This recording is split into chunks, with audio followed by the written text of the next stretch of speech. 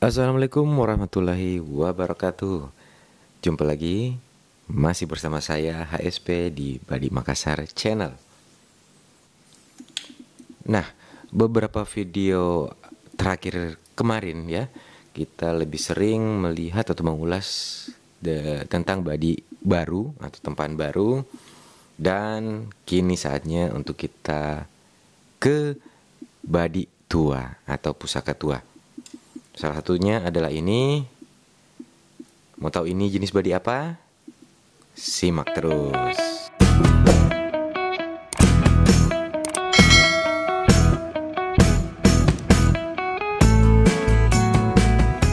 Ya, sebelum kita melangkah ke ini jenis badi apa ataupun melihat isinya, kita simak dulu tampilan luarnya. Kita mulai dari gagang. Gagang dengan model seperti ini memang mirip juga dengan model gagang kulu-kulu.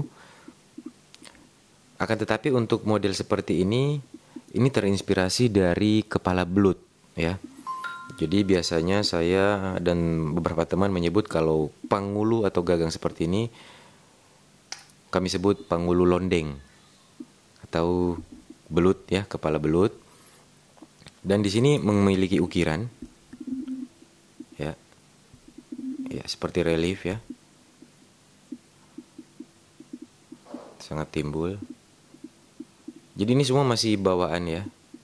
Masih orisinil dari badi ini. Ya, ini. Dan untuk kayu menggunakan kayu ebony.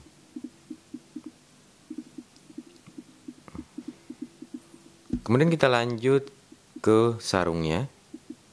Sama menggunakan kayu ebony juga. Oke. Tampaknya ini cukup sering juga diselip di pinggang pada masanya ya. Sementara permukaan bagian dalam, sisi dalam ya. Sisi dalam ini beda dengan pori pada sisi luar ya. Luar ini lebih tampak mengkilap ya, pantulan cahayanya jelas. Sementara di sini agak keburaman karena sering terkena keringat dari badan si pemiliknya yang menyelipkan di pinggangnya. Lanjut pada sumpak, modelnya sangat sederhana tapi elegan dan enak dipandang ya. Di sini memiliki bulir-bulir bulat-bulat, kemudian ini bulat tapi rapat, di sini agak renggang, di sini agak rapat. Kemudian memiliki variasi di sini, ini tersambung pada bagian banuang ya. Dan gaya-gaya ini seperti pisau-pisau atau mengadopsi gaya pisau-pisau Eropa ya mungkin, atau Portugis ya, Spanyol mungkin. Intinya mengadopsi gaya negara barat ya, karena zaman dulu di sini pun sudah ada interaksi dengan negara-negara barat, bahkan sebelum VOC mendarat di daerah Sulawesi atau Celebes. Ya, ini juga berbahan perak ya, sangat tebal. Nih, sangat tebal. Dan di sini pun memiliki ukiran. Ya, bisa dilihat ukirannya sebelah. Dan di sini ada ukirannya juga di sini. Ya. Kemudian di sini memiliki sapikang atau pengait, sangat tebal juga. Ada ukirannya juga di sini. Sini perak juga. Kemudian di bawah, penutup bawah atau sepatunya menggunakan perak juga. Ini cukup berat ya, panjang juga. Oh ya, saya lupa menyampaikan. Jadi ini pusaka milik kawan saya. Jadi kemarin saya kebetulan bertemu. Saya utarakan maksud untuk meminjamnya untuk bisa saya tampilkan di channel ini sebagai bahan referensi ya kepada teman-teman. Karena ketika kita ingin mempelajari sebilah pusaka, memang paling enak kita melihat atau menganalisa langsung dari barang tua dan kalau bisa memang masih orisinil untuk menjadi referensi. Jadi sekali lagi kita lihat tampak close up atau jauhnya ya seperti ini. Penghulu londeng. Nah, sudah tidak sabar. Mari kita lihat isinya. Nah, inilah dia. Jadi terlihat seperti pedang ya. Ini kalau seperti ini, seperti pedang-pedang Eropa ataupun belati-belati Eropa. Ya, tadi saya salah menyebut ya. Saya pikir ini sambung dengan Banuang, ternyata terpisah. Jadi dia gini. Jadi fungsinya sama seperti pedang ya, mungkin pedang-pedang luar. Ini sebagai penahan juga tangan agar tidak terkena kebilah. Jadi pelindung dari tangan penggunanya. Nah, ada yang unik di sini. Mari kita lihat satu persatu. Yang pertama, memiliki pelapis seperti ini, berbahan perak juga. Jadi konsepnya mungkin mirip-mirip dengan katana dari Jepang. Jadi memakai seperti ini juga. Cuma saya kurang paham namanya apa kalau di katana. Dan pada sisi kanan memiliki ukiran rajah. Rajahan ya, rajah. Yaitu simbol-simbol tertentu. Cuman saya kurang paham maknanya apa ya. Jadi di sini memiliki rajah. Ada rajahnya. Dan pada sisi kiri terdapat tulisan Arab. Oh ya, ada lafaz Allahu ya. Ini nampak jelas. Nah, kita lanjut ke pamornya. Jadi kalau pamor ini konsep seperti biasa abstrak ya, abstrak. Yang mana terdiri dari beberapa bahan, kemudian dilipat-lipat, membentuk pola sehingga terjadilah pamor seperti ini. Ya. Oke.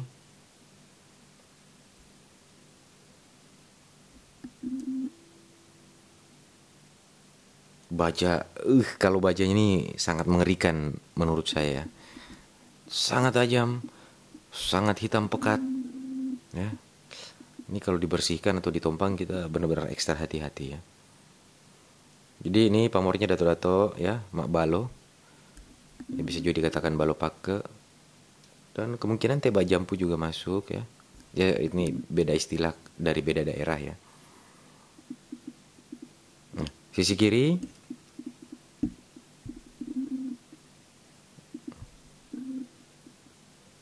Ya sebenarnya ada, pada bagian bawah ini terdapat leko-leko AC juga di bawah ya. Ini materialnya bagus ya. Sayangnya ini belum terlalu bersih. Belum terlalu bersih, malah belum dibersihkan kayaknya kan, di bagian ujung masih ada karat sedikit menempel. Nah, yang ini. Ya.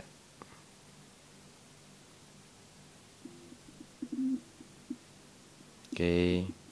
Jadi jenisnya ini adalah badi salapu. Saya sendiri belum meneliti terlalu jauh tentang atau origin asal dari mana aslinya salapu. Artinya Sulawesi bagian mana ya, daerah mana. Tapi yang pasti dari Sulawesi itu sendiri ya, Sulawesi Selatan ya. Jadi salapu. Kemudian untuk yang tajam atas bawah ini selain salapu ada juga saking. Bentuknya agak-agak menunduk ya. Ada juga sonri, kadang menunduk, kadang agak-agak semi-semi lurus seperti ini.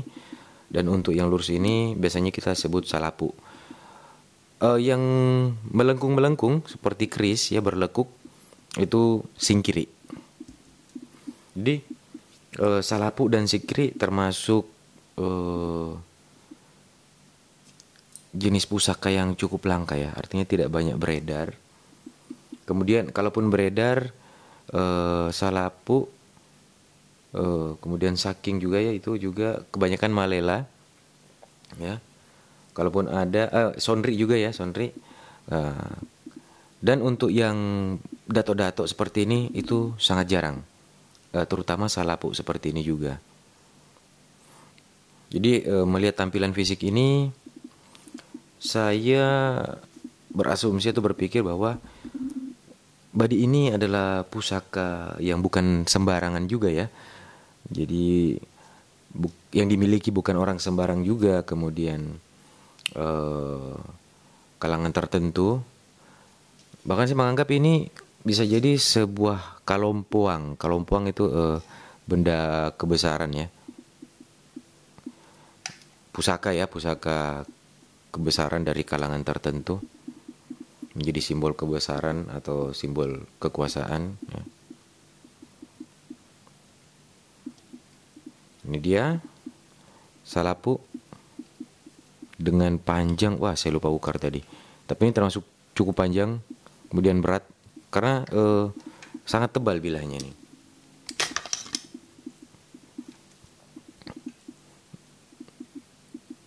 Kurang lebih 24 atau mungkin 25 cm. Kemudian ini tebalnya ya.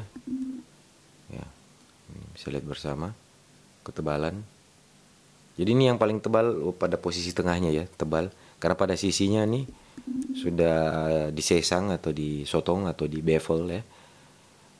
Sudut ketajamannya tegas. Jadi modelnya sebenarnya mirip-mirip keris karena dipapas kiri kanan sapu kala, tapi ini lurus. Dan ini bukan rubahan ya, misalnya apa gitu dirubah jadi ini, bukan. Ini memang dari awal memang dibuat seperti ini, yaitu jenisnya salapu. Nah, setelah ini kita akan simak bersama tayangan detail video atau tayangan detail dari body ini.